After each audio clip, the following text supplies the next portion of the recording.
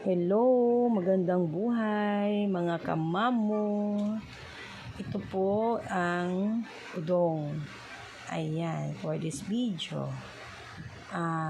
Ayan po ulit, sabihin ko ulit, pag ikay taga Samar, alam mo po kung ano ito yung udong. Ayan, paborito po namin yan. Nung bata po ako, yan. Isa rin po itong parang kakaiba rin siya ng lasa ng pansit canton. Kasi yung udong kahit sardinas lang po pwede ihalo. Pero syempre kung may budget ka naman, pang baboy, ayan. Pwede naman din ng pork. Ayan, pwede naman ng pork ihalo. Ayan po ngayon yan, oh.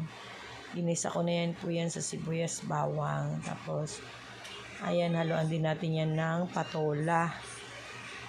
Yung pong patola, ihalo natin sa udong. Sarap po yan mga kamamo. Kakaiba yan sa lasa ng pansit canton. O, diba? Ayan, pag low budget, pwede mong haluan ng ng sardinas. Sarap na yan. Yan. Kaya pag pag may umuwi talaga ng probinsya, ayan.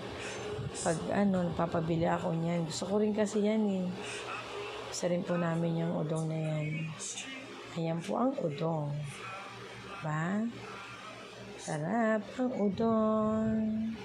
Hinalaan ko po yan ng pansit ng pork at saka patola. Ayan. Bali, dalawang balot ang ko yan na nalagay ang udong.